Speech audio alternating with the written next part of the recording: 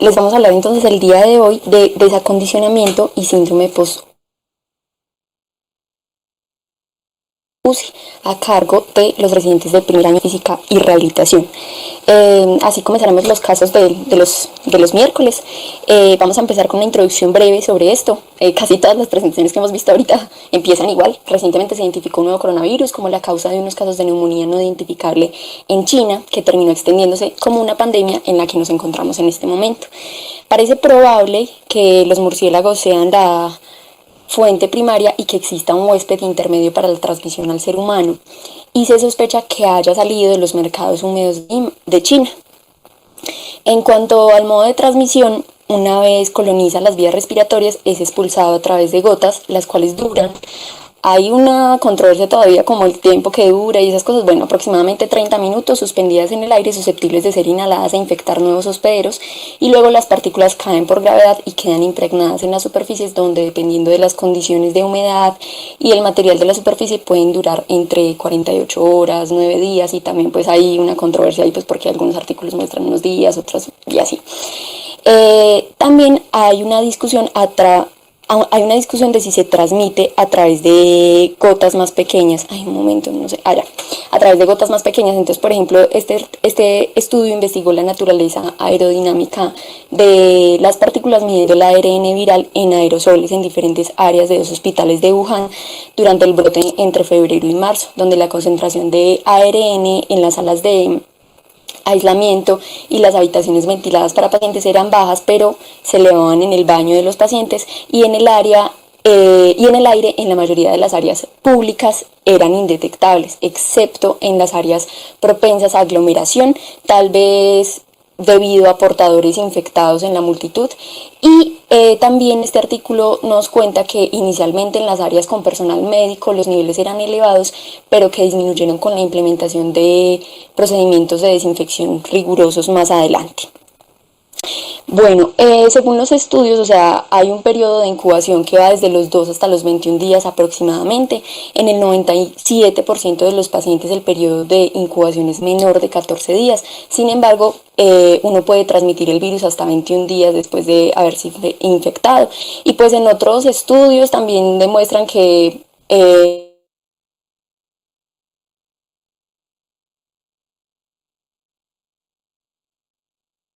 días, y la más larga fue de 42 días. Entonces, por ejemplo, esta imagen donde, espérenme, sacamos ahí,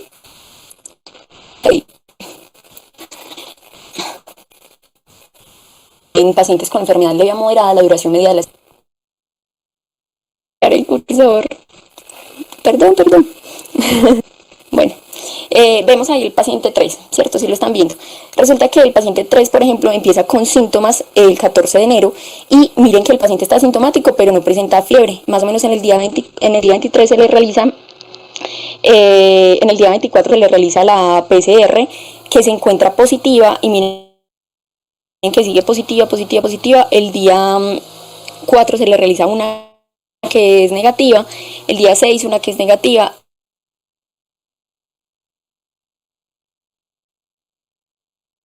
asintomático y presentaba todavía, y pues tiene reposición.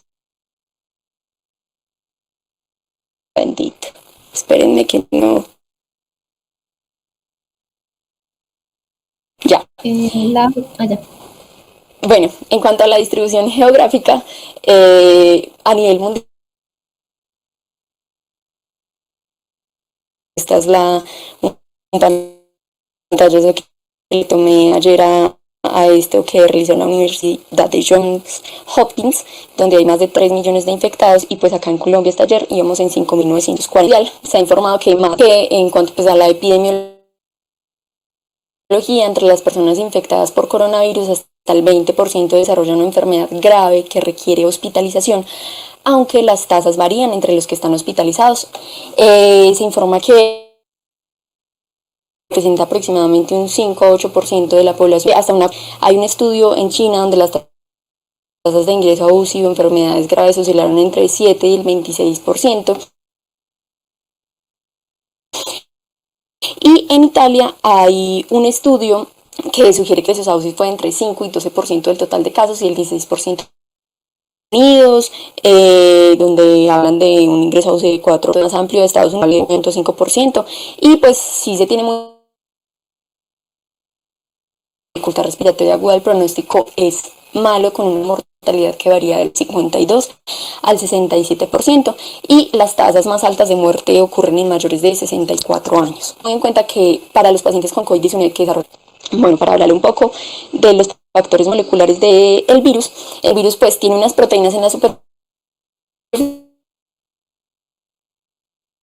por eso su nombre, y las proteínas de membrana le permiten por medio de endocitosis entrar al sistema vesicular y comenzar su piso como pétalos o como espiga aplicativo. Con el hecho de que este es 10 años, la capacidad de contagio del SARS-CoV-2 puede estar en intereses más SARS-CoV-1, y la enzima convertida en angiotensina 2 está presente en las células epiteliales del tracto respiratorio superior e inferior, en la membrana externa de las células del corazón, en el tracto gastrointestinal. Y una vez dentro de la fin a la enzima convertidora en angiotensina 2, la primera célula humana, un coronavirus puede generar célula usada para replicarse es destruida, lo que implica lo que explica el compromiso multisistémico y la progresión del cuadro. Pero un virus ARN es un virus que presenta hasta 100.000 copias de sí mismo, una tasa aguda sin latencia en tan solo 10 tasas, y se puede atacar fácilmente con desinfectantes comunes. En cuanto a la fisiopatología, hay una elevación de citoquinas e interleuquinas que se ha asociado con daño pulmonar extenso. La interleuquina 6 se ha asociado con disfunción orgánica, y se documentó que la elevación sostenida de esta se asocia al estar envuelto y se recubre y es con mortalidad por COVID-19 y riesgo de desarrollar enfermedad severa.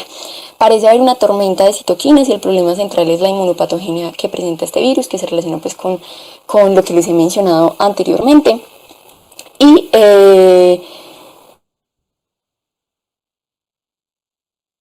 que están llenos de perforinas y granzimas que también pues lesionan este tejido pulmonar.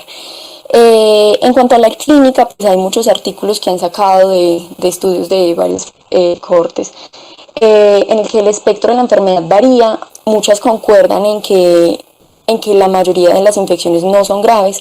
En un informe del Centro Chino para el Control y la Prevención de Enfermedades, que incluyó aproximadamente 44.500 infectados, se notificó, no me quiere salir ya, se notificó estos estadios, ¿cierto? Entonces, un estadio leve en un paciente que no presenta neumonía o que tiene neumonía leve en el 81%, grave en los pacientes que presentan disnea, hipoxia o que tienen más del 50% de afectación pulmonar en la imagen en 24 a 48 horas, en un 14%, la enfermedad crítica con insuficiencia respiratoria, shock o difusión multiorgánica se informó en un 5%, y la tasa general de letalidad fue de 2.3%. Pero igual pues hay varios estudios en los que estos resultados varían mucho en cuanto a las poblaciones. Entonces, por ejemplo, hay unos estudios en los que comparan, por ejemplo, Italia o Singapur, en los que la letalidad depende de la edad, mientras que, pues, por ejemplo, en un estudio hablan, por ejemplo, de la mortalidad en Italia era del 7.2%, mientras que a mediados de marzo, ¿cierto? Y en otra, en Singapur, era el 0.9%, pero el promedio de edad en Singapur era de 40, mientras que en Italia el promedio era 64 años. Bueno, en cuanto a los factores de riesgo epidemiológicos establecidos y posibles para COVID-19, entonces está la edad mayor de 65 años, enfermedades pulmonares preexistentes, enfermedad renal crónica, diabetes, historia de hipertensión, historia de enfermedad cardiovascular, obesidad, uso de medicamentos biológicos, historia de trasplante o VIH, ¿cierto? Otros estados inmunosupresivos. En este estudio exhaustiva de elementos para detectar este desacondicionamiento y prevenirlo. Evaluaron pues todos estos instrumentos, el Time Up and Go Test, el Physical Performance Test y pues todos estos test que nosotros utilizamos frecuentemente. Sin embargo, ellos concluyeron que la aplicación de todos los instrumentos pues al mismo tiempo sería ineficiente, sería innecesario, a veces nos complicaría un poco más pues como la correlación pues de los resultados, y que El desacondicionamiento debe poder identificarse en gran medida con una evaluación regular, dirigida, integral, pues para detectar cambios tempranos que apoyarían las intervenciones preventivas durante la estadía en el hospital. Bueno, en cuanto a la epidemiología, el desacondicionamiento puede ocurrir en adultos de cualquier edad, pero las personas mayores están particularmente en riesgo, ya que en este grupo de edad puede progresar rápidamente a un deterioro funcional irreversible, fragilidad, disminución de la esperanza de vida y la calidad de vida. Y también las personas crónicamente enfermas con diabetes, con desnutrición o con disminución de la reserva cardiovascular o con discapacidad, pues son particularmente susceptibles a los efectos adversos. El 69% de los pacientes ventilados por más de 48 horas muestran limitaciones en la función física al egreso de la UCI por cualquier causa, y aproximadamente el 75% de estas limitaciones persisten transcurridos 12 meses. Se ha descrito que se presenta con una frecuencia del 70 al 75% de los pacientes que cursan con sepsis y falla multisistémica. Y por ejemplo hay unos estudios del SARS-CoV-1 en el que se evaluaron pues también la persistencia, pues por ejemplo, de estas secuelas cuando llevaban pues más de un año de haber estado en la UCI, los pacientes aún persistían con disnea o con problemas psiquiátricos o cosas así. Bueno, en cuanto a la fisiopatología del desacondicionamiento, este es un círculo vicioso, o sea, en un momento dado pues aparece la enfermedad o la condición que nos causa la inactividad. Esto produce disminución de la actividad muscular, disminución de la capacidad funcional, más inactividad, o sea, todo esto conlleva pues a un círculo vicioso. En el sistema nervioso vamos a encontrar neuropatías por atrapamiento, pues el paciente va a tener alteración en la sensibilidad, disminución de la actividad motora, déficit intelectual, trastornos emocionales y de la conducta, alteración del patrón del sueño, polineuropatía del estado crítico o delirium. En cuanto al sistema muscular, hay alteración en el metabolismo de homeostasis muscular, disminución de la síntesis proteica, reducción en el tamaño en el número de las mitocondrias, que conlleva a una disminución de las reservas de glucógeno, de ATP, reducción en la función enzimática oxidativa. Entonces, todo esto nos va a conllevar a la atrofia muscular. La fuerza muscular máxima puede caer entre el 25 y el 40% de la línea de base en un periodo de 2 a 3 semanas, más prominente en los miembros superiores los miembros inferiores que en los miembros superiores, y pues obviamente una reducción del flujo sanguíneo muscular, que también nos va a conllevar a una disminución en la tolerancia al ejercicio y todo esto. En cuanto al sistema esquelético, pues sabemos que la osteoporosis pues que el mantenimiento de la masa ósea depende de la carga mecánica aplicada al hueso por el músculo y la gravedad. Entonces hay disminución de la producción ósea, aumento de la resorción, se asocia a hipercalcemia, hipercalciuria, y a la vez esto produce una disminución en el calcio total, y a veces esta disminución en el calcio después de la reanimación de la actividad física y el balance negativo del calcio puede durar a veces hasta meses o años. Y también hay aumento de la pérdida de fósforo. En cuanto a las contracturas articulares, pues estas contracturas pueden ser de origen miogénico, artrogénico o en otros tejidos blandos, y los tejidos se compactan, acortan su longitud, principalmente por la falta de estiramiento fisiológico y la inactividad física. En cuanto al sistema cardiovascular, hay alteraciones hemodinámicas, alteraciones en la distribución de líquidos o estasis venosa, que por ejemplo nos conllevan a aumento de la frecuencia respiratoria en reposo y respuesta al ejercicio máximo, disminución del VO2 máximo, disminución en el volumen de eyección y el gasto cardíaco, disminución en el volumen circulante, también pues por una disminución de la producción de la hormona antidiurética, disminución de la presión hidrostática, alteración en las proteínas plasmáticas, y pues por la estasis venosa pues un aumento en la viscosidad sanguínea, acumulación en la sangre venosa, de la sangre venosa en los miembros inferiores, alteración de la bomba muscular.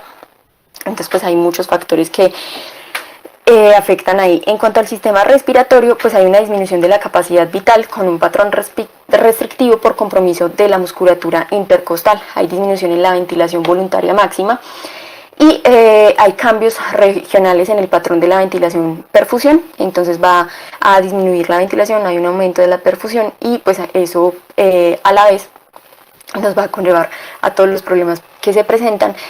Por ejemplo, pues solo el paso de la bipedestación a supino disminuye un 2% la capacidad vital, y 7% de la capacidad pulmonar y 19% del volumen residual y 30% de la capacidad funcional residual. O sea, con solo pasar al paciente de estar de pie a estar acostado, pues pasan todos estos cambios. Y hay alteración del mecanismo de la tos, acumulación de secreciones por disfunción ciliar, debilidad de los músculos abdominales, atelectasias. En cuanto al sistema gastrointestinal, pues por la disminución en el peristaltismo, pues va a haber constipación, va a haber anorexia por el aumento de la respuesta simpática por la deshidratación y también va a haber un aumento del reflujo gastroesofágico por disminución en la motilidad gástrica y aumento del pH gástrico. En cuanto al sistema geniturinario, va a haber estasis unitaria, pues va a aumentar esto, va a haber mayor formación de cálculos, asociado también a la hipercalciuria que les comenté anteriormente relacionada con la osteoporosis, infecciones urinarias, incontinencia por rebosamiento, disminución del filtrado glomerular. Y en cuanto al sistema endocrino, pues hay una disminución de la tolerancia a la glucosa, la hormona paratiroidea también disminuye la absorción del calcio, hay aumento de la secreción de la hidrocortisona urinaria y aumento de la actividad plasmática de la renina, la secreción de aldosterona también, y hay alteración de la producción hormonal, de la producción de la hormona de crecimiento y alteración en la espermatogénesis y la secreción de andrógenos. También hay efectos en el metabolismo y en la nutrición, aumento de la excreción de nitrógeno, de la excreción de calcio, de la excreción de fósforo y también hay alteraciones en el sistema inmune, aumento de las citoquinas proinflamatorias, alteración en la capacidad de respuesta inmune. En cuanto al sistema tegumentario, pues este sistema tegumentario pues se puede afectar, o sea, por factores intrínsecos o por factores extrínsecos, aumentan las úlceras por presión, el edema o la bursitis subcutánea. Bueno, en cuanto al plan de rehabilitación,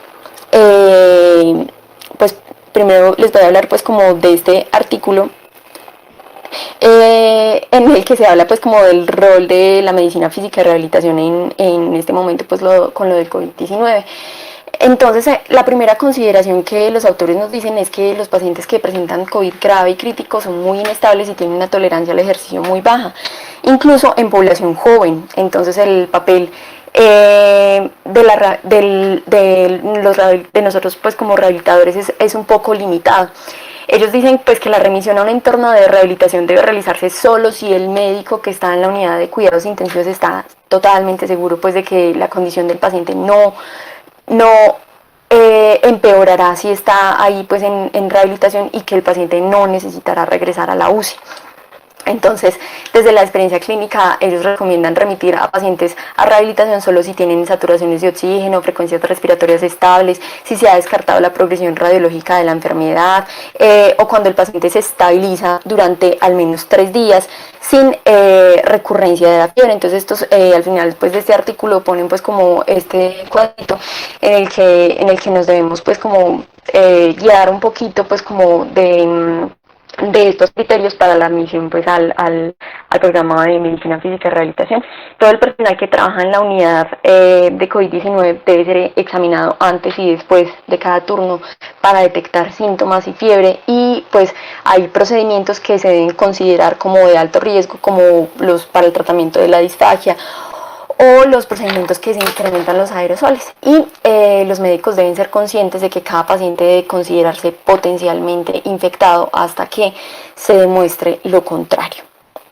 Bueno, en cuanto a los objetivos que vamos a tener nosotros, pues en este artículo de Journal of Physiotherapy hablan que hay que iniciar movilización temprana en pacientes con intubación de más de 48 horas, hay que evitar las complicaciones asociadas y hay que tener muy en cuenta que las intervenciones de fisioterapia directa solo deben considerarse cuando existen limitaciones funcionales significativas, como pacientes con riesgo de debilidad adquirida en la UCI, fragilidad, comorbilidades o pacientes que tienen edad avanzada. Y el manejo debe ser interdisciplinario. En cuanto a los elementos de protección personal, pues todos tenemos que usarlos para evitar pues los aerosoles, y porque el paciente cuando se encuentra movilizándose pues es más propenso pues a que tosa, a que expectore. Hay que tener cuidado con cada una de las intervenciones. Entonces ahí hablaban pues que el personal de fisioterapia tiene que tener cuidado pues con las desconexiones en el circuito de los pacientes que se encuentran ventilados, y hay que asegurarse de que los pacientes estén usando máscara quirúrgica y que realicen las medidas de lavado de mano y desinfección, si es preciso, si el paciente se encuentra fuera de la sala de aislamiento movilizándose. En cuanto a la prevención de desacondicionamiento, pues hay que tener muy en cuenta que el aislamiento es eficaz para que no haya contagios, pero limita al paciente a su habitación, aumentando este riesgo de desacondicionamiento. Entonces hay maniobras que se le pueden enseñar al paciente de cambios de posición que mejoran la sensación de disnea y evitan que el paciente siempre esté en la cama, con esto pues previniendo el deterioro motor y cognitivo del paciente. Bueno, en cuanto a las recomendaciones, entonces estabilidad hemodinámica, entonces una frecuencia cardíaca en reposo menor de 50% de la frecuencia cardíaca máxima para la edad, variabilidad en la presión arterial menor a 20%, un electrocardiograma normal, o sea que no tenga un infarto de miocardio reciente o arritmia cardíaca, una PAFI mayor de 300, una saturación de oxígeno mayor de 90%, una caída menor al 4% en la movilización, una frecuencia respiratoria menor de 40 y sin patrón paradójico, que tenga un adecuado patrón respiratorio, que no tenga trombosis venosa profunda ni tromboembolismo pulmonar, una hemoglobina mayor de 7, leucocitos entre 4.300 y 10.800, una temperatura no mayor de 38 grados, glicemia entre 3.5 y 20 milivoltios, o sea 45-48. Entre 3.5 y 20 milivoltios por litro. En cuanto a la postura de prevención, ellos hablaban de que la postura del paciente en cama tiene gran importancia, o sea, en decúbito supino el tronco debe estar alineado con las caderas, las rodillas, los pies en una posición neutra, señalando los dedos de los pies hacia el techo, los hombros deben colocarse a 30 grados de flexión y 40 grados de abducción, las muñecas en 20 a 30 grados de extensión y las manos en posición funcional. Que las movilizaciones de prevención, entonces cada 2 horas se debe ubicar en decúbito prono o lateral de carácter estricto en la tetraplegia, en el estado de inconsciencia o en pacientes que tengan alteraciones sensitivas. Hay que promover el sedente progresivo de acuerdo a la condición hemodinámica, iniciar 30 grados y 10 grados interdiarios o en el sedente a 70 grados por 30 minutos de acuerdo con la tolerancia que tenga el paciente.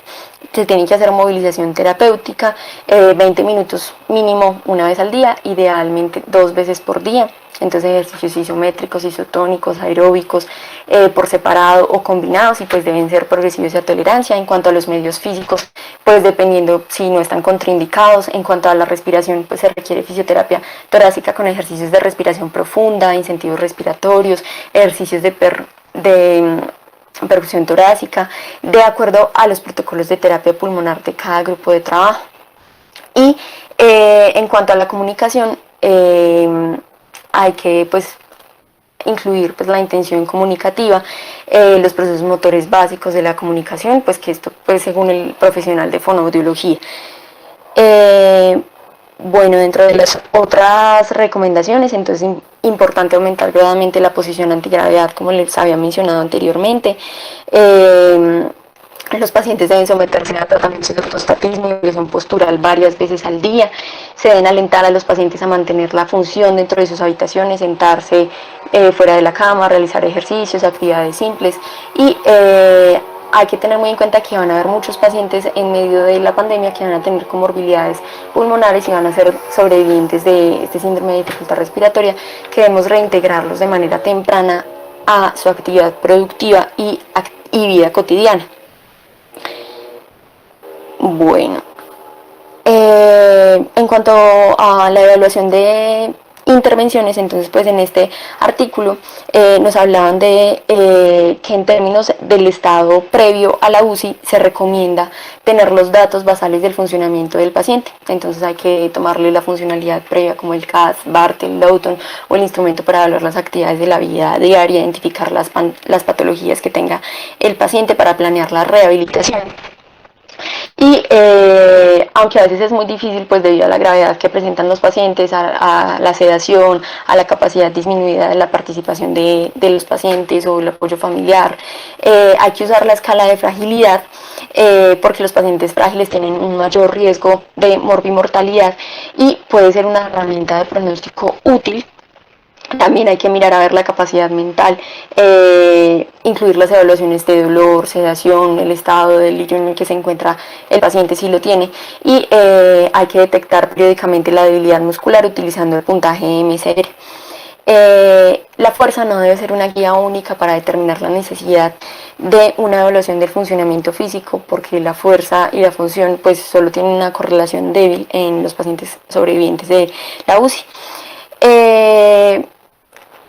Una vez que el paciente pueda seguir comandos, que pueda seguir órdenes, se debe realizar la evaluación funcional física con el test de estadio físico funcional en UCI o herramientas de evaluación.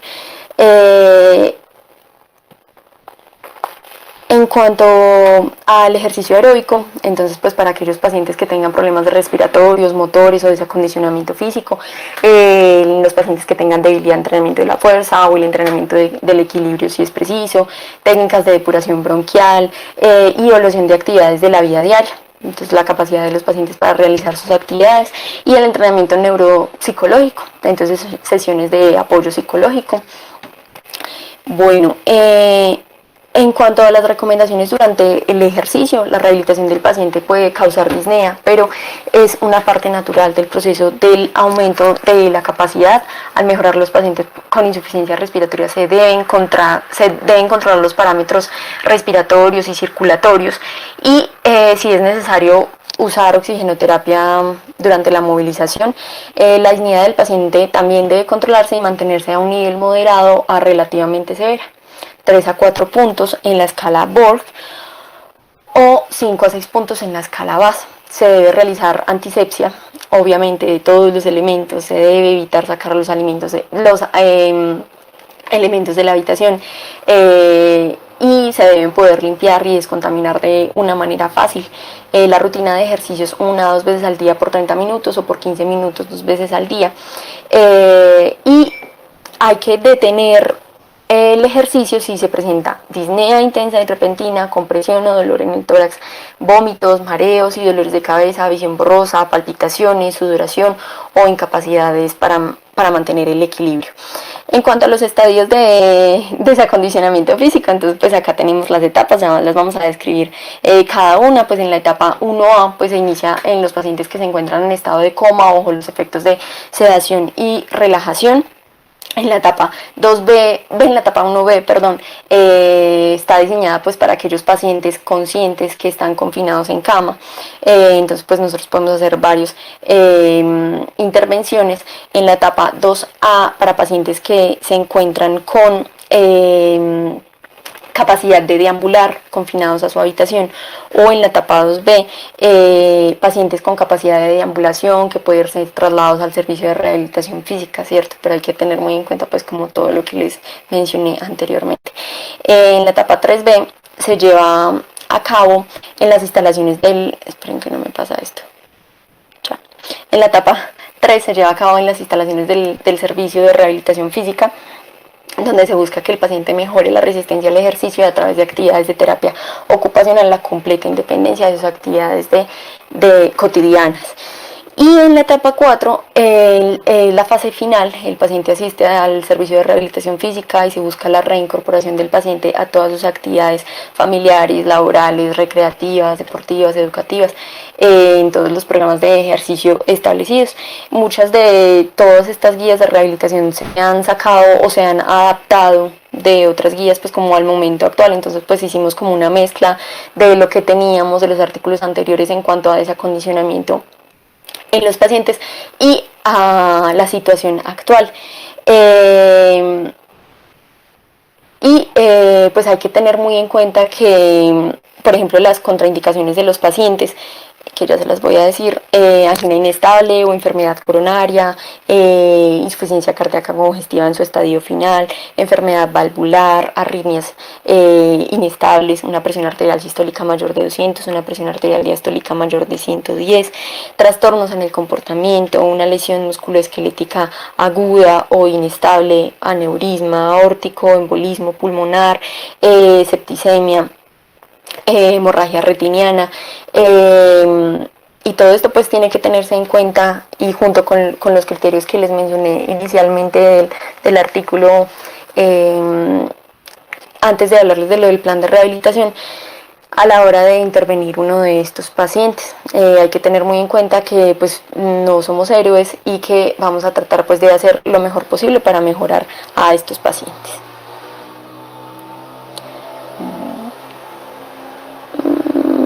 Bueno, ya mi compañera Alejandra les va a continuar con la parte del síndrome post-UCI. Bueno, buenos días.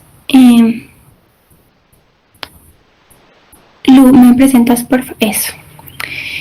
Bueno, entonces yo les voy a hablar un poquito sobre síndrome post-UCI. Realmente el término es nuevo, es un término que fue introducido en el año 2012 por la Sociedad Americana de Cuidados Intensivos y lo definió como un síndrome posterior a la hospitalización en UCI. Es caracterizado por la aparición o por el empeoramiento de problemas físicos, cognitivos y mentales, luego pues de que el paciente es dado de alta. Se ha visto en un número importante de pacientes, se habla de que en 30, no, déjalo antes por favor, Lu, de que un 30 o un 50% de los pacientes presentan este síndrome y pues engloba secuelas físicas principalmente respiratorias y neuromusculares, cognitivas con alteraciones en la memoria principalmente y en la atención, y psíquicas como depresión, ansiedad, y también se ha descrito síndrome de estrés postraumático. También se ha observado este síndrome en la familia. Hasta el 30% de los familiares o de los cuidadores de estos pacientes experimentan también estrés, ansiedad, depresión, y por consiguiente pues se ha hablado de un síndrome de post-UCI familiar. Entonces, este síndrome post-UCI pues tiene como factores de riesgo principalmente la pobre comunicación con el personal de salud, tener el rol de toma de decisiones pues frente al paciente, un menor nivel educativo y también experiencias cercanas a la muerte en algún familiar o muerte de algún familiar o un ser querido. Los síntomas que presentan estos pacientes son privación del sueño, ansiedad, depresión y trastorno de estrés postraumático. Entonces, bueno, con relación a la epidemiología, en la actualidad, pues se ha visto que el síndrome post-UCI es una carga para la salud pública debido a la discapacidad neuropsicológica y funcional que se asocia. Con relación al deterioro cognitivo, se ha reportado que ocurre hasta en un 25% de los sobrevivientes de UCI. De hecho, hay otros estudios que han demostrado una incidencia un poquito más alta, ocurriendo entre 3/4 partes de los sobrevivientes.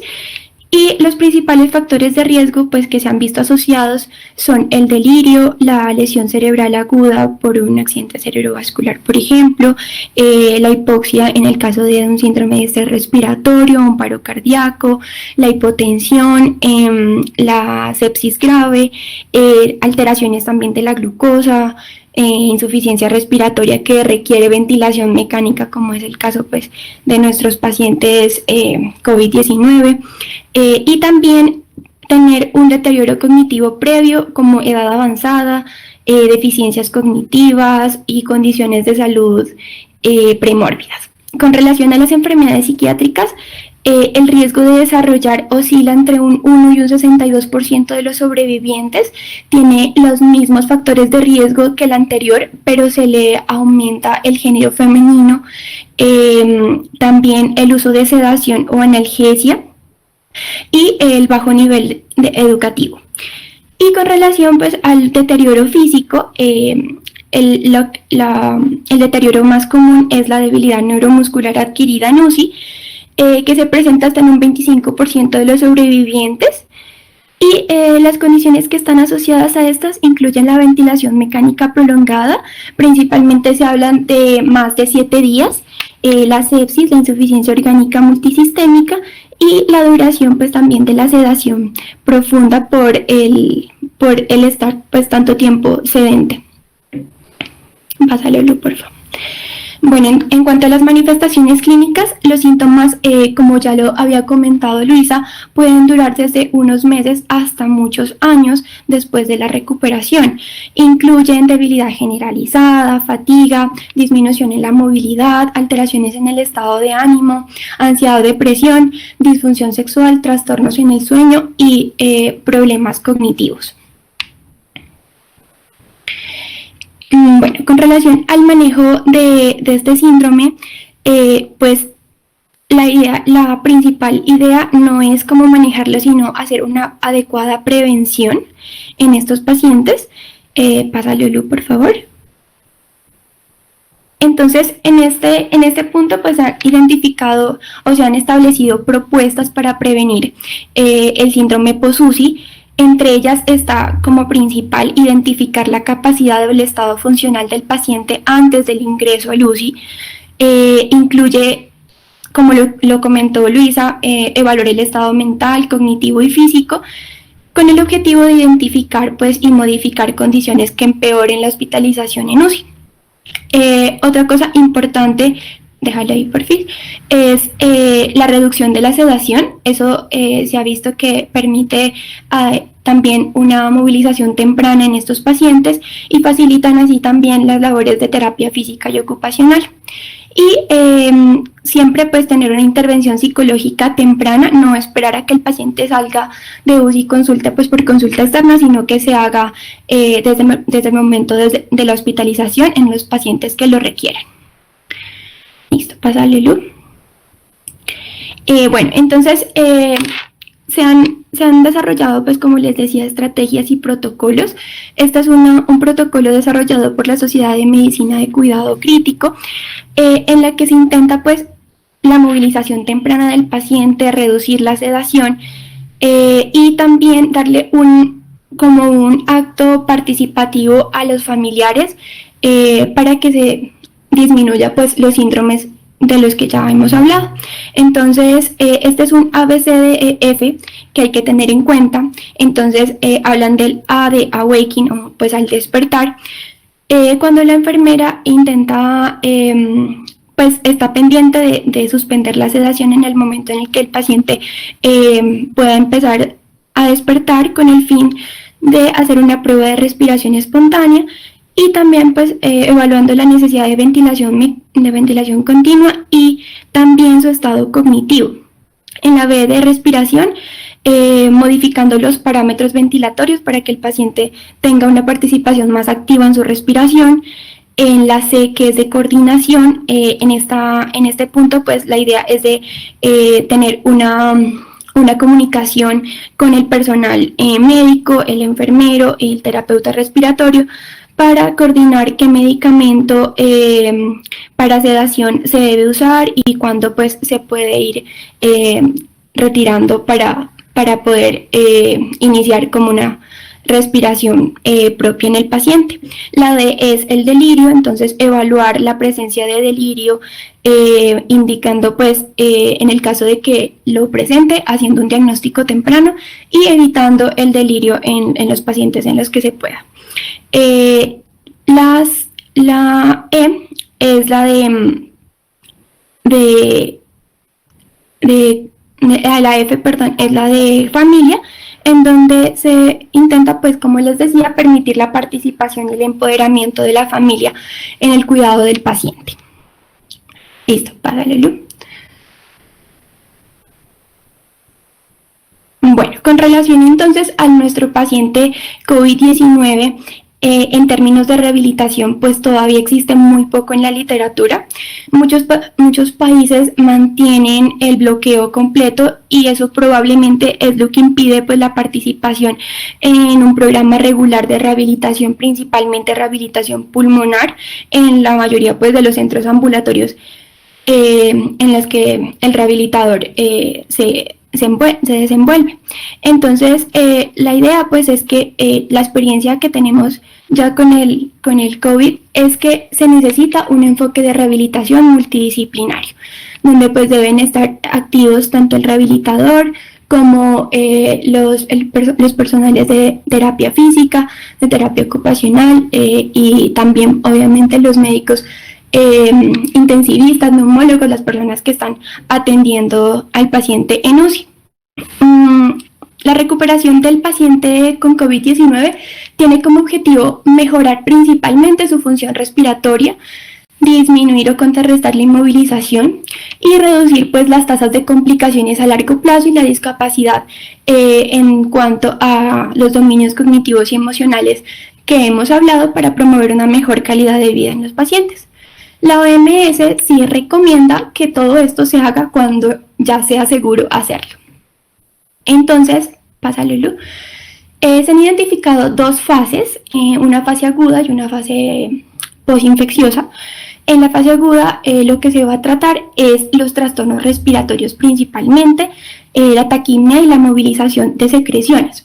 Entonces, pues aunque los pacientes con COVID-19 que presentan tos productiva son muy pocos, solamente se reportan un 34%, la fisioterapia pues sí puede ser beneficiosa en el tratamiento respiratorio en pacientes que presentan este tipo de tos y que presentan abundantes secreciones. Adicionalmente también le puede servir a pacientes que presenten unas comorbilidades preexistentes como enfermedad neuromuscular o enfermedades respiratorias o fibrosis quística, donde pues sí les ayudaría a mejorar su respiración. Y la otra cosa en las que pueden colaborar el terapeuta pues es también en la posición, no deja lo anterior, en la posición prono para optimizar la oxigenación en los pacientes que lo requieren. Otra medida importante en estos pacientes es la rehabilitación neuromotora, como lo decía Luisa ya, en la que se intenta pues la recuperación de la fuerza muscular y la actividad neuromuscular. Esto se logra con cambios de postura, movilización pasiva y terapia posicional en estos pacientes. ¿Listo, Lu? ¿Puedes pasarlo? Bueno. Entonces, en la fase posinfecciosa se hablan de dos pilares importantes. Una es la función de deglución, en donde, pues debido a que la ventilación mecánica invasiva puede generar disfagia iatrogénica posterior a la intubación. Entonces, en estos pacientes pues hay que evaluar la necesidad de fonoaudiología. Con relación al soporte neuropsicológico, lo mismo, principalmente en pacientes ancianitos o con alteraciones cognitivas, es importante tener en cuenta la valoración por psicología y evitar los síntomas de ansiedad y depresión. Pásale, Lu. Bueno, la otra, eso. Bueno, pues teniendo en cuenta las condiciones clínicas causadas por la inmovilización prolongada y el deterioro musculoesquelético en estos pacientes, también se necesitan los tratamientos posteriores al ingreso de la unidad, dirigidos principalmente a restaurar las habilidades motoras y promover la recuperación psicológica en el paciente. Realmente, pues, con relación al COVID-19, las recomendaciones hablan que durante las primeras 6 a 8 semanas después de que el paciente sale, se considera que el paciente ya no es infeccioso y se pueden iniciar las terapias de rehabilitación. Sin embargo, el paciente puede hacerlas desde su casa con actividad física y ejercicios de baja intensidad. Se recomienda menos de 3 puntos en la escala POR. Y en caso de que los pacientes COVID-19 tengan deterioro residual en la función pulmonar, esto sí debe ser realizado por personal de salud con experiencia previa en rehabilitación de pacientes con limitaciones respiratorias. También debe hacerse una adecuada evaluación de las actividades básicas de la vida diaria para mejorar la recuperación y la adaptación de estos pacientes con el apoyo de fisioterapeutas y terapia ocupacional. También se habla de que en la medida de que sea posible se prefiere el uso de soluciones TIC para la comunicación segura entre los pacientes y los profesionales de salud y pues así evitar contagios. Bueno, pues aunque la cuarentena y pues todas las medidas de confinamiento son una medida de salud pública para reducir la propagación de la infección, todavía está por verse cómo afectará a los pacientes que requieren intervención de rehabilitación posterior al alta. O también pues está como por verse cómo, cómo aumentará la necesidad de estas intervenciones en estos pacientes debido al comportamiento tan sedentario que presentan y el aislamiento social que presentan estos pacientes. Adicionalmente hay que evaluar, como les decía Luisa, todo esto se sacó de artículos previos al COVID y artículos pues que nos dan recomendaciones de rehabilitación actuales con todo este problema.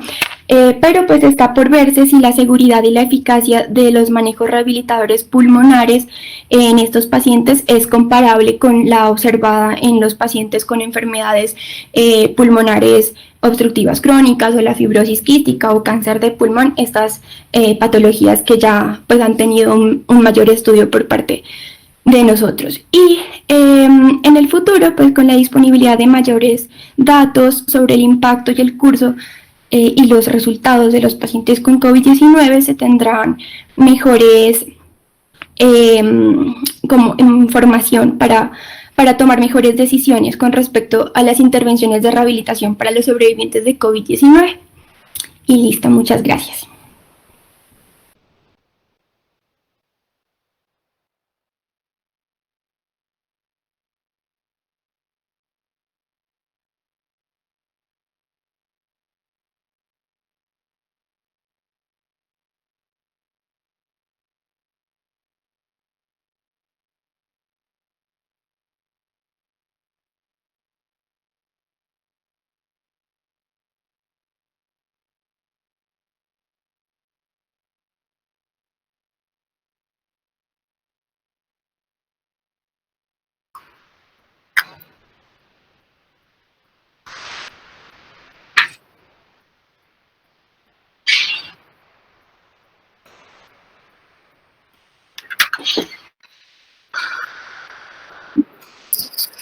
A ver, sí, es que qué pena con ustedes, que estoy en simultánea con el comité del docente, con el comité, su comité asesor y aquí con ustedes.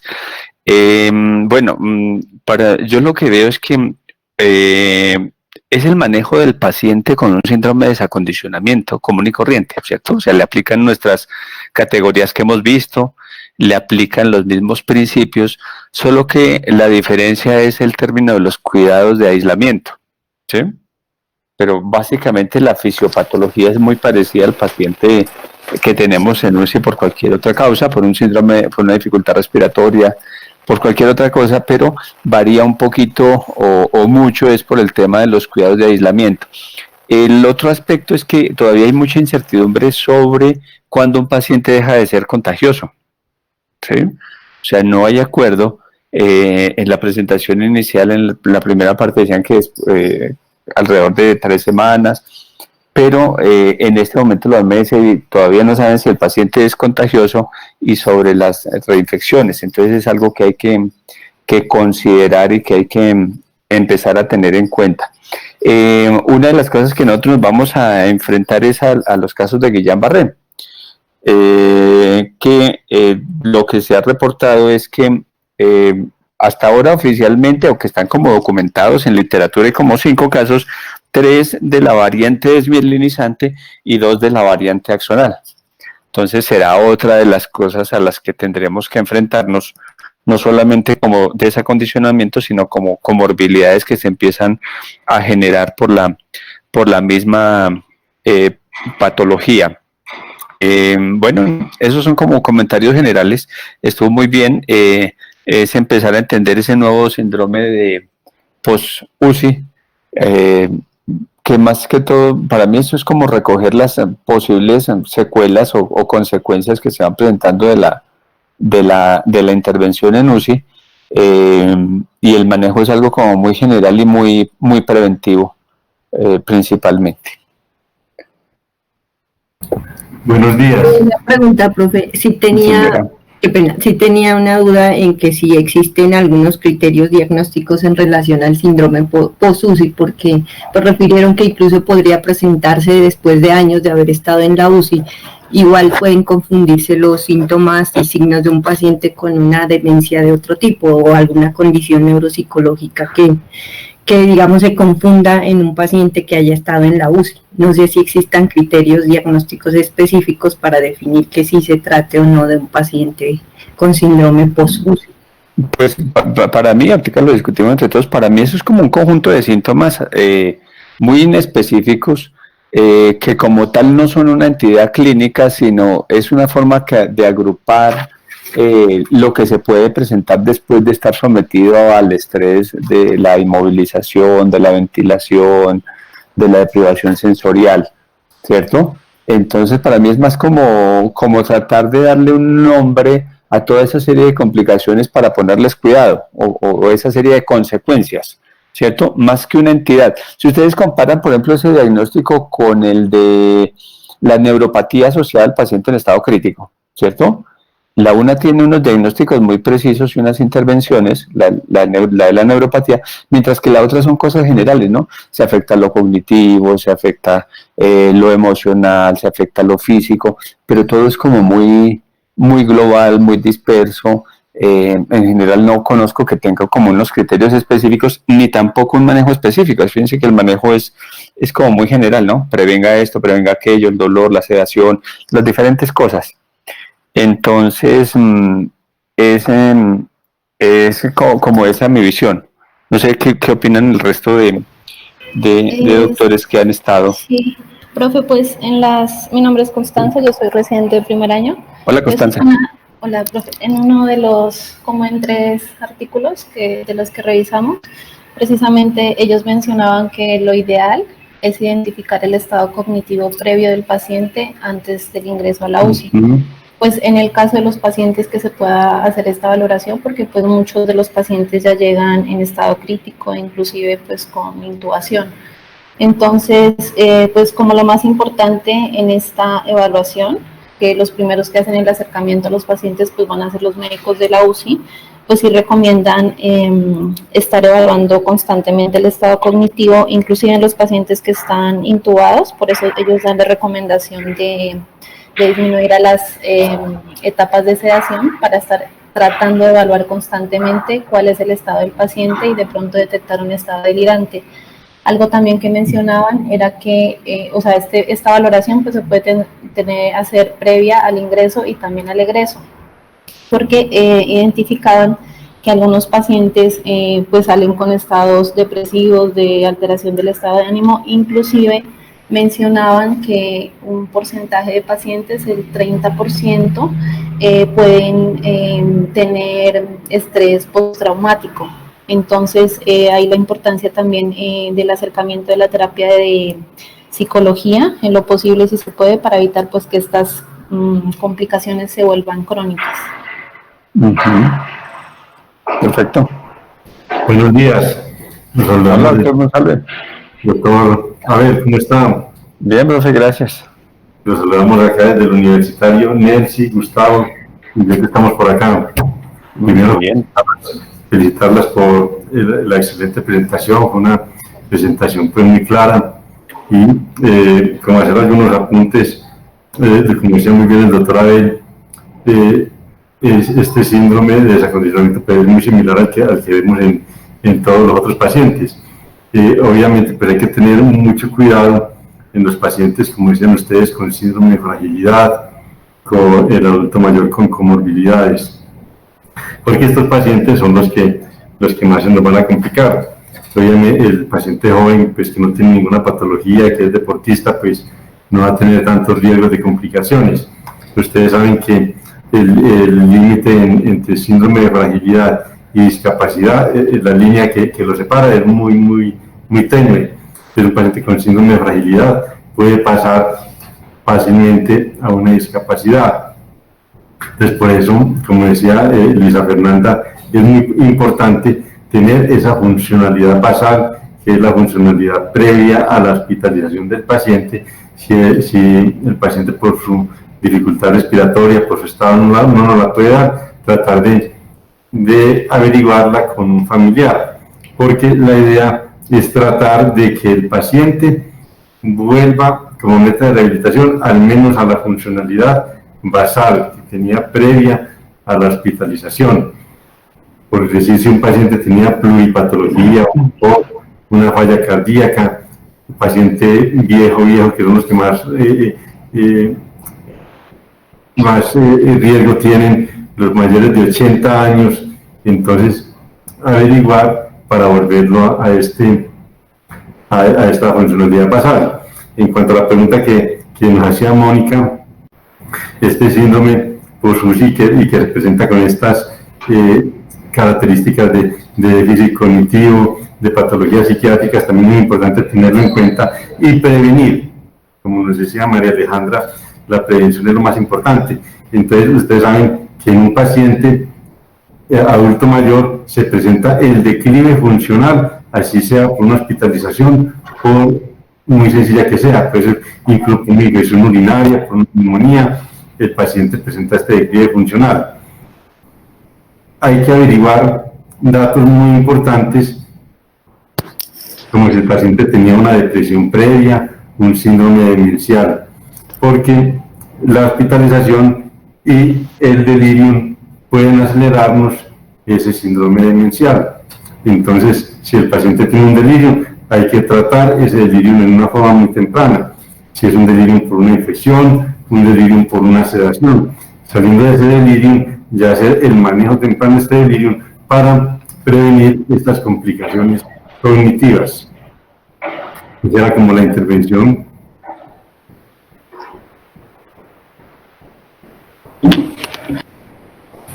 Muchas gracias, profe.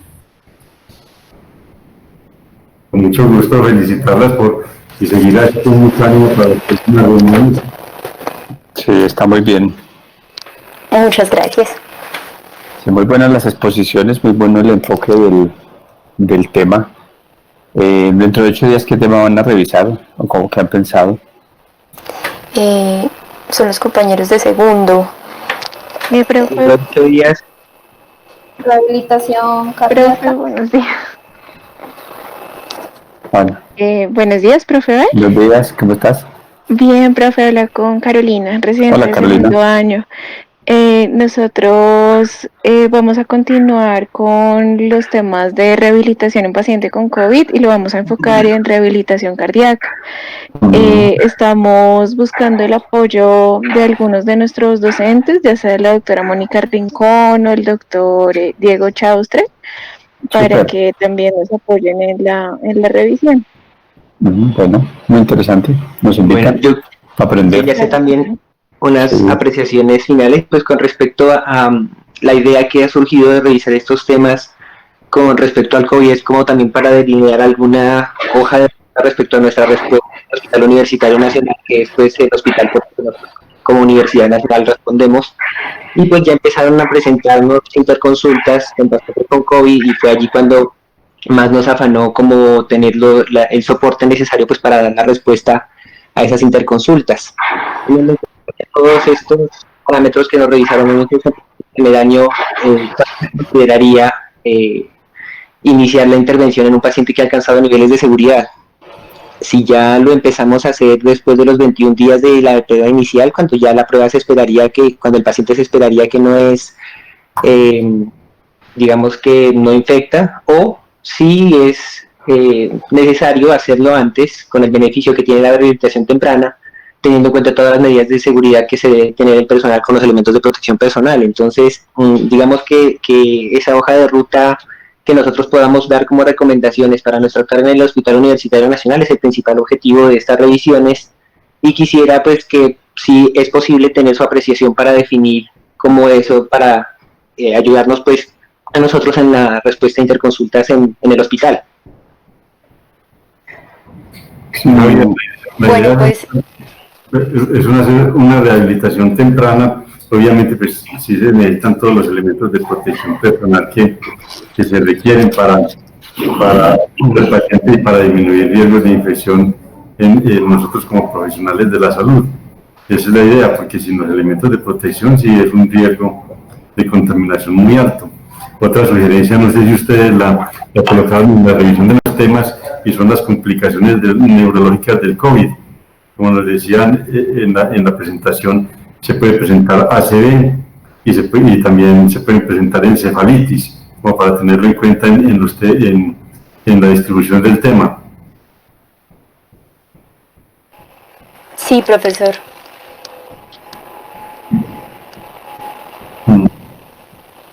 Yo opino que ahí de pronto lo que nos serviría mucho también son esos criterios que yo les comenté de ese artículo del rol de la medicina física de rehabilitación en COVID-19, que es de la revista Annals of Physical and Rehabilitation Medicine, que les sugieren los siguientes criterios para la admisión al programa de medicina física de rehabilitación. Espérenme, yo les comparto la pantalla para que los puedan... Lisa, y también quiero hacer una acotación.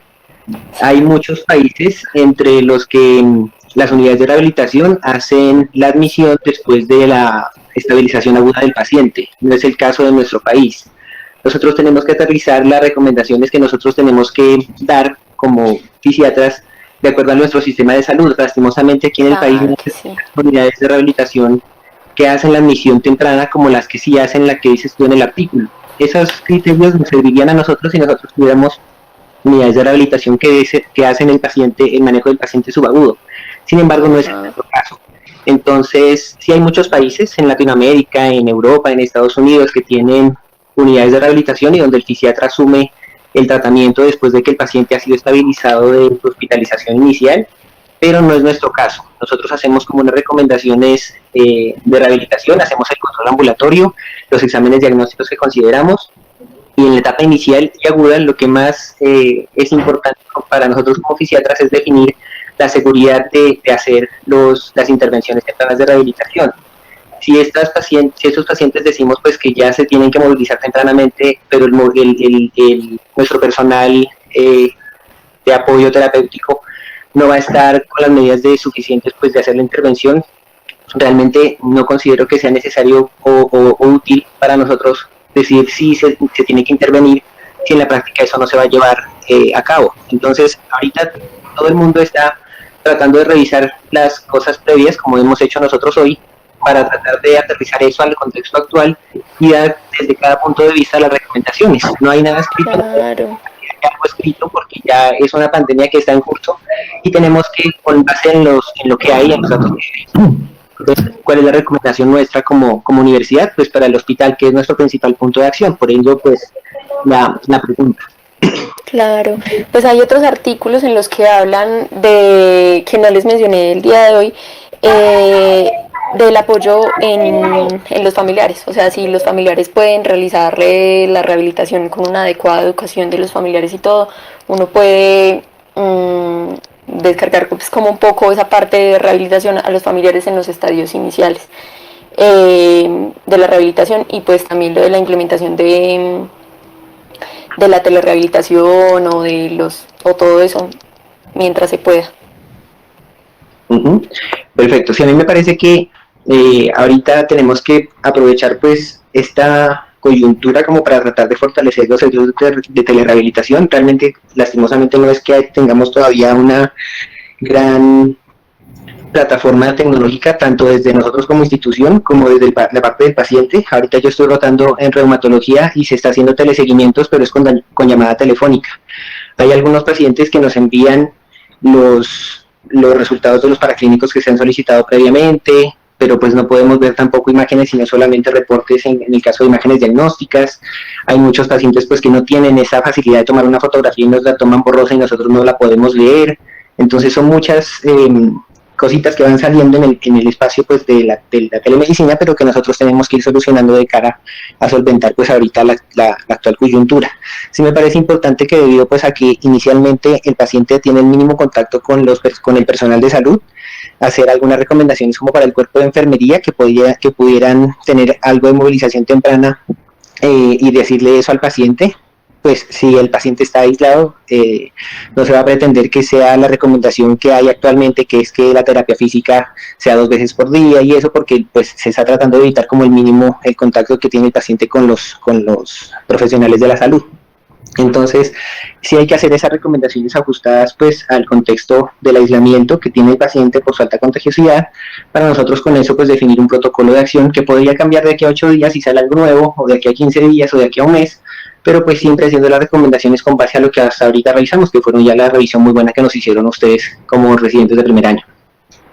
Sí, ahí lo que dice Javier de la telemedicina es muy importante y es algo que se va a necesitar mucho ahora en este año, porque pues el virus va a seguir circulando mucho tiempo, obviamente con las limitaciones que dice Javier, muchas veces las plataformas de los hospitales, de los programas no se pueden hacer desde la casa, entonces hay que venir al hospital a atender los pacientes, pero sí nos va a ayudar mucho, pues obviamente con mucha limitación, porque ustedes saben que el examen físico pues sí debe ser presencial, pero pues utilizar las videollamadas por WhatsApp o si se puede hacer también interacción por el computador, por ciertos programas, al menos mirar en el examen físico, inducir un examen físico en lo que se puede hacer subjetivamente y hacer las recomendaciones, pues esto va a tener mucha utilidad ahora en esta época.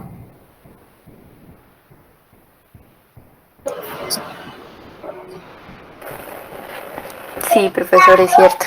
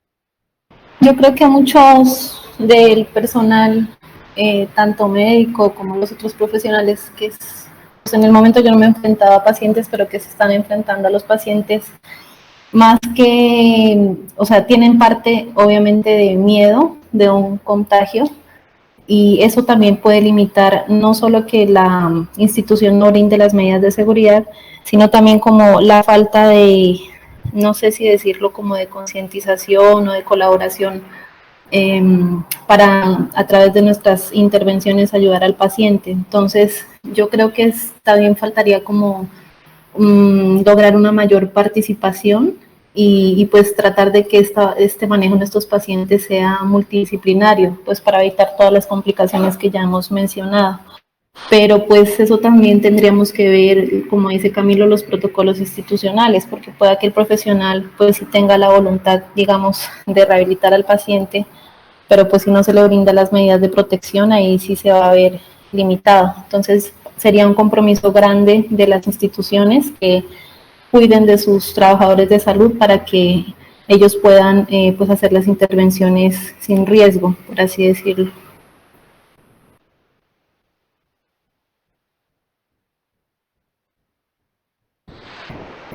Muy bien, muchas gracias. Nosotros nos despedimos porque tenemos paciente para atender. Listo, doctor. Ya un último apunte, y ya más de forma que de fondo, para nuestros compañeros pues, que hicieron la exposición, hubo un objetivo que era iniciar movilización temprana. Digamos que esa es más una estrategia a nivel de los objetivos que se pretende buscar con la intervención.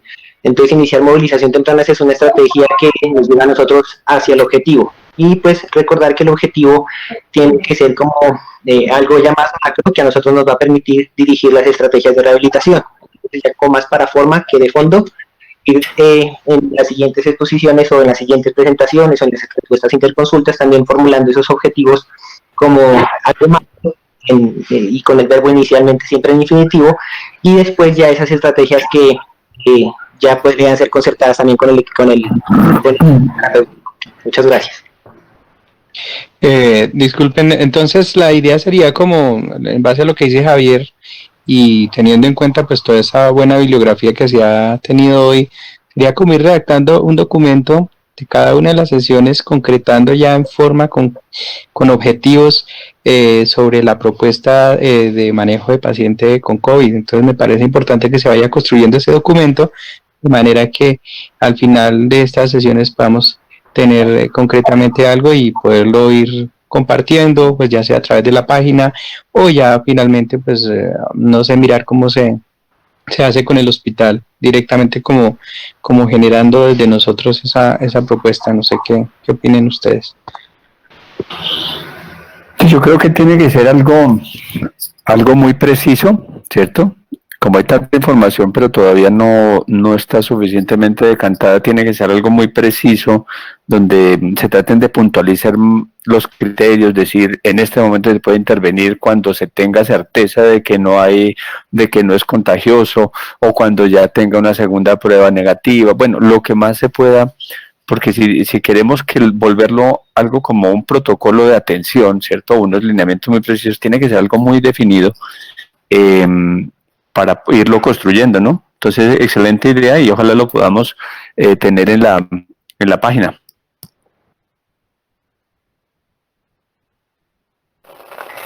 Bueno, yo también quiero decir una cosa, y es que me parece importante de pronto reunirse con el grupo, con Ingrid de terapia física del HUN, para llegar a acuerdos de cómo se va a hacer esa intervención temprana. Ellos ya lo están haciendo en la UCI, entonces sería bueno mirarlo con los pacientes pues que no están en UCI. Con respecto al síndrome post-UCI del que hablábamos, pues finalmente sí es un diagnóstico que se hace solamente con el compromiso en esos tres, que haya compromiso psicológico, cognitivo y en la parte física, que dentro de ellos está la debilidad social al cuidado crítico, que es súper importante porque estos pacientes tienen como todos los criterios de riesgo, están con ventilación entre 12 y 14 días, muchos de ellos hacen sepsis, hacen falla multiorgánica, entonces, y además dentro de las medidas que se les utiliza relajantes musculares, entonces tienen todos los factores de riesgo para hacer debilidad, o sea, cuidado crítico, entonces también es muy importante, por eso es tan importante verlo en esta charla. Pienso que muchos de nuestros pacientes, o sea, es una realidad en Colombia que los pacientes no tienen seguimiento, eso no es nuevo, ni es por el COVID, ¿sí? Esa es la realidad colombiana. De hecho, me parece que es una oportunidad para crear una forma de seguimiento pues, por telemedicina que creo que se debe garantizar desde el momento de la hospitalización y enfatizar en el entrenamiento en casa. Entonces, no sé la posibilidad de hablar con el servicio de terapia del HUN para el diseño de algunos videos como de instrucción para los pacientes y familiares. Entonces me ocurre que sería como la opción para manejo de estos pacientes, tanto temprano como cuando se les dé el alta. Sí, la idea es como dice Diana, trabajar en coordinación todo el equipo porque el tratamiento tiene que ser sincronizado y tiene que ser interdisciplinario. Es como hablar con terapia física, terapia ocupacional, en los pacientes que requieran fonoaudiología, que requieran psicología. Sí, sería bueno como elaborar al menos, si no es una guía, al menos un protocolo de manejo de estos pacientes, teniendo en cuenta pues, que el paciente en la etapa aguda con la dificultad respiratoria no se puede atender, llegar a como unos consensos con todo el equipo interdisciplinario. Tendríamos que entrar como en diálogo con ella, no sé si hacer una comisión de algunos de ustedes como para trabajar con con terapia física, terapia ocupacional.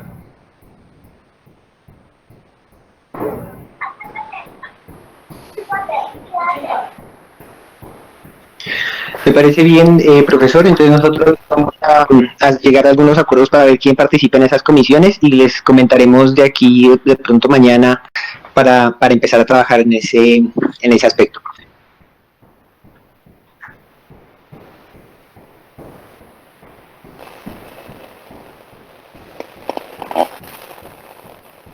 ¿Algún otro aporte?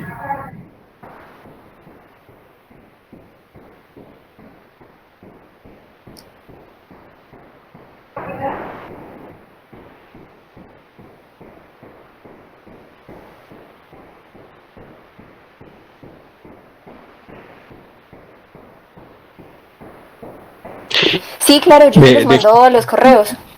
O si quieren, los subo todos al Drive. Creemos una carpeta compartimos, me parece una idea, y vamos montando los artículos relevantes ahí, y los que os parece los publicamos en la página, los recomendamos en la página. Entonces, para que porfa de ahí escojamos al menos un par y le hagamos la reseña cortica que hacemos y lo publicamos inmediatamente en la página para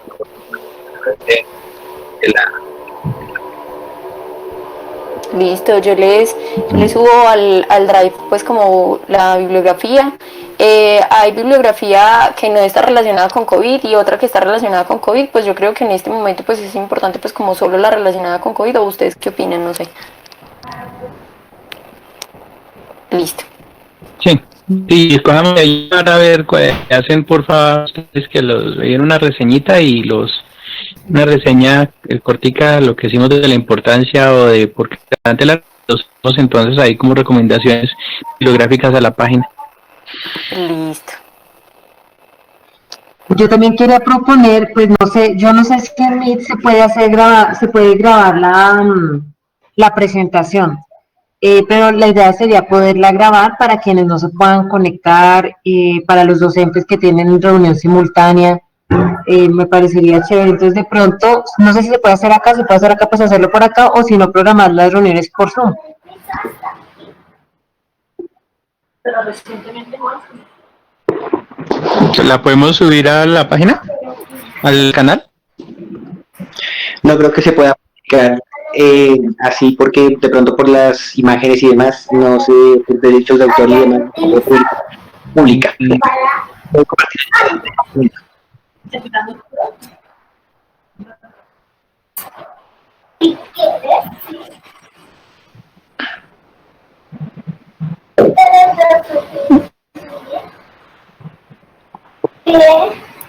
Pues yo creería que se puede hacer, sobre todo porque todo lo de COVID está abierto. Entonces, pues no los derechos específicos para cada imagen, pero teóricamente todo esto está abierto. Entonces podrían subirse. Así que puede ser cualquiera. Sí. Igual, y al final,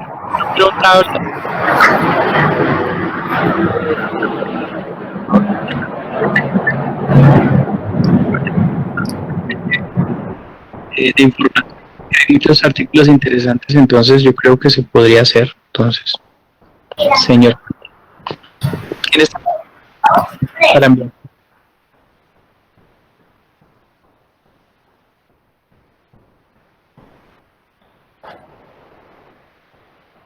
A ver, ¿qué podríamos? Y empezar a hacer la síntesis, o sea, las cosas como más puntuales que ya se puedan como definir. Listo, profesor. Bueno, muchas gracias a todos. Gracias por la presentación y por invitarnos. Gracias. Buen día.